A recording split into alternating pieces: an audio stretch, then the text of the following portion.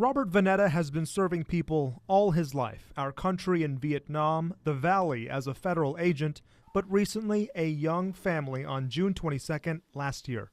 We would have not made it, yeah.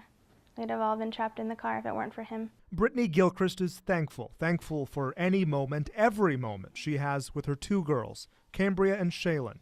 These three share a traumatic accident only a complete stranger and hero can fully tell.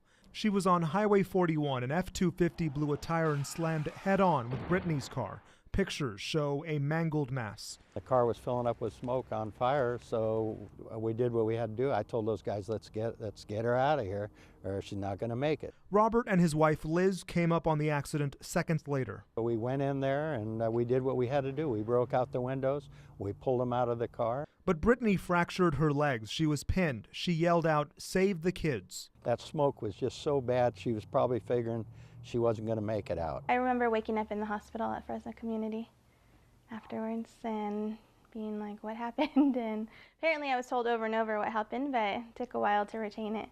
With the help of a few others, Brittany was pulled out through the window. EMS arrived by that time.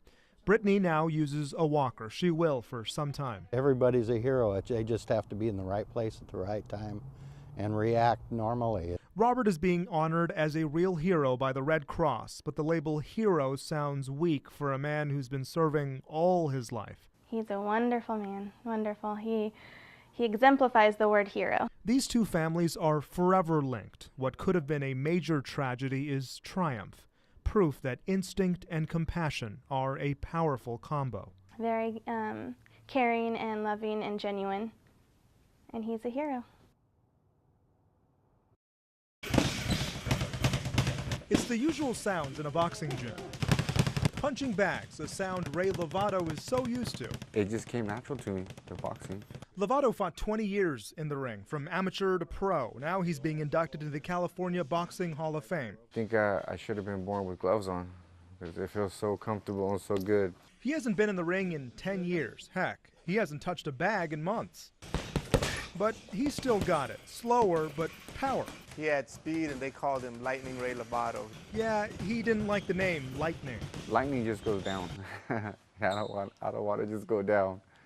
Although it was fast, you know, that was the reason why they gave it to me, but I like the dangerous better. And he was dangerous. Lovato!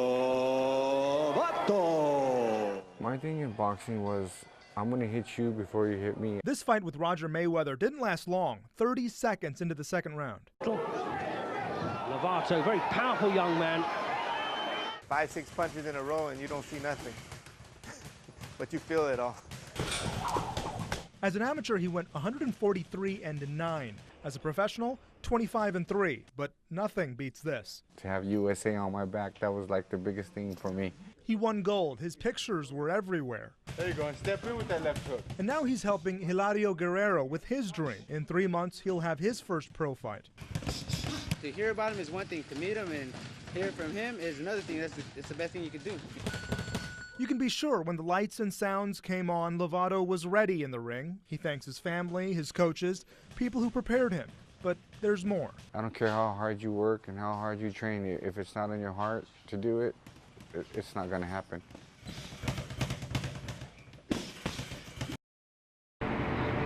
It's normally a quiet part of the city, hidden under a massive bridge. The homeless are here for the cover. But today, it's a battleground. Word for humanity! Homeless on one side, the city and authorities on the other. The homeless want to stay. The city says no. Greg Barfield is with the city. He was caught in the crossfire.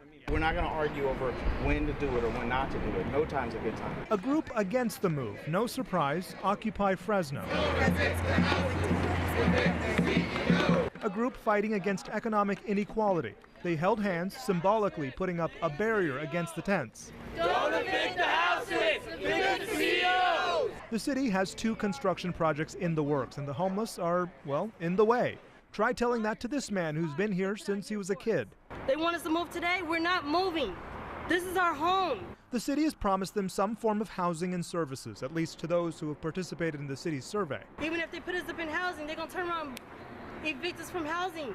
This man has been homeless 10 years. He's waiting for a friend to pick him up and all his stuff.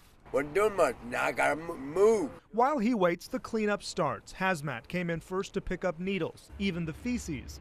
There were little bags of it everywhere. The city and Caltrans will likely be here a while. After the hazardous stuff is picked up, the trash needs to go. Then the tents and makeshift homes need to be taken down. Not a one-day job.